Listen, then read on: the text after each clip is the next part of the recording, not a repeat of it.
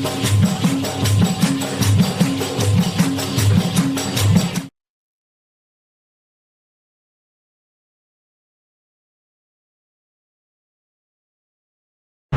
sana tu lah ke mana punya ke buat?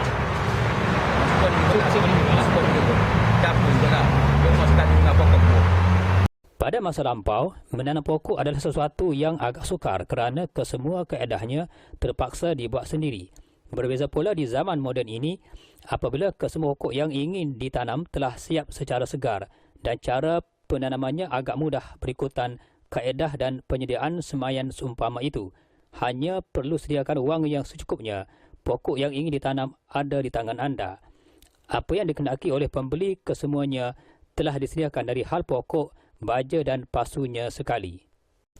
Terdapat banyak kedai bunga dan buah yang menyediakan khidmat penjualan pokok-pokok bunga, buah dan hiasan seperti itu. Namun, hakikatnya di atas kebijaksanaan pengusaha dan penyedianya untuk menarik pelanggan ke kedai mereka.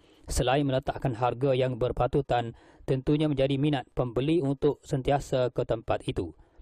Salah satu kedai bunga, buah dan pokok hiasan yang sentiasa mendapat perhatian pembeli iaitu kedai bunga dan buah Cik Mat yang diusahakan oleh Muhammad Nasri bin Ali yang letaknya di laluan umum di Kampung Belukar, Wakaf Baharu Kelantan adalah sebuah kedai yang menawarkan harga yang berpatutan dan mampu dibeli oleh peminat dan penggemarnya untuk sentiasa ke kedai itu. Menurut penyelianya, Mak Yusuf bin Semail atau lebih dikenali Pak Suh menyatakan kedainya itu dibuka 6 hari seminggu. Kedai berkenaan menurutnya beroperasi sejak tahun 2000, bermakna sehingga sekarang kira-kira lebih 14 tahun usia kedai berkenaan masih menjadi tumpuan pembeli kerana semua kehendak pembeli ada di kedai itu. Katanya kedai beliau hanya menjual pokok bunga, buah dan pokok perhiasan dari Kelantan sendiri, Johor dan negara jiran. Menurut Pak Suh, kebanyakan harga yang dijual di kedai bunganya itu dengan harga yang berpatutan serendah RM5 hingga RM50 berdasarkan keadaan dan nama pokok itu. Misalnya pokok jasmin berharga RM6, puding batik RM6, keladi RM8, keladi itario RM8 dan jerako RM46. Manakala pokok-pokok bunga lain yang agak tersohor seperti bunga kertas, bunga raya, bunga ros, bunga orkid, bunga melur, susun dan sinar mas. Sementara pokok-pokok buah pula seperti pinang kuning, pinang merah, rambutan anak sekolah, mata kucing, kelapa mantap, manggis, pauh ciana, ciku mega, durian, durian Belanda, durian batang emas, limau nipis, limau kasturi, kedondong, teh tikat roslinda, ru janda merana dan lain-lain lagi. Bahkan terdapat juga pokok hiasan iaitu pohon buluh dan pohon pinang. Apabila ditanya tentang nama pokok yang paling disukai oleh pembeli setiap kali datang ke kedainya, beliau menjelaskan kesemua pokok yang dipamerkan di kedainya itu memang disukai pembeli kerana kesuburannya. Namun, terdapat jenis pokok bunga yang mendapat permintaan utama di kalangan pembeli iaitu pokok bunga jasmin. Ditanya sebab-sebab pembeli menyukai bunga jasmin, katanya pokok berkenaan sentiasa berbunga sepanjang musim, terutamanya waktu pagi, yakni siang, dan pokok ini berbunga secara berterusan. Malah tidak pernah berhenti, malah kelihatannya agak cantik, khususnya bagi pandangan wanita yang kerap membeli bunga berkenaan. Sambung Pak Suh, pokok bunga jasmin ini terdiri dua jenis, iaitu jasmin putih dan jasmin kuning. Kedua-dua bunganya sama, tetapi yang membezakannya ialah jenis berbau dan tidak berbau. Contohnya, jasmin putih yang berbunga putih memang menjadi kegilaan pembeli tetapi tidak berbau. Manakala jasmin kuning, bunganya berbau tetapi tidaklah selaris jasmin putih. Dia meletakkan jasmin kuning di tepi pagar kedainya bagi membezakan kedua-duanya.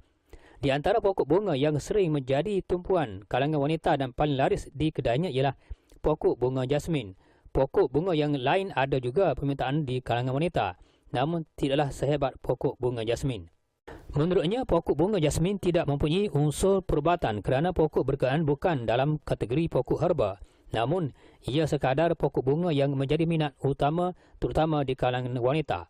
Menurut Pak Suh, kebanyakan pokok yang dijual di kedainya adalah pokok-pokok yang didatangkan dari luar Kelantan seperti dari Johor dan Thailand.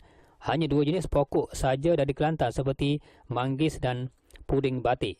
Katanya cara menanam pokok bunga ini memang mudah. tanggalkan atau tarik pokok tersebut dari plastik membaluti tanah dan akar pokok terbabit.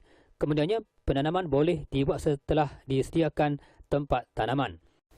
Tambah Pak Suh, kebanyakan pokok mencapai tahap masa berbuah apabila berusia 1 tahun. Misalnya pokok mangga yakni pokok pau akan sampai masa berbuah apabila usianya mencapai tempoh 1 tahun. Buahnya dianggarkan 3 biji 1 kilo, maknanya buah mangga ini agak besar juga. Setakat ini menurutnya, juara membeli pokok-pokok hiasan dan bunga dipelopori oleh kalangan wanita. Ini kerana wanita memang minat serta gemarkan kepada hiasan dan bunga-bungaan. Manakala pokok buah-buahan pula digemari kalangan lelaki. Terdapat pembeli yang sama sering datang ke kedainya untuk mendapatkan pokok sesuai dengan laman rumah mereka. Selain pokok bunga dan buah, kedainya juga menjual pelbagai jenis baja dikenali baja organik untuk pokok seperti baja bunga untuk bunga, kesuburan pokok dan berdaun lebat yang berwarna merah, dan baja buah khusus untuk pokok buah-buahan. Selain itu, pastu juga turut dijual bagi memudahkan untuk semayan dan tanaman pokok-pokok terbabit di dalam kawasan laman rumah.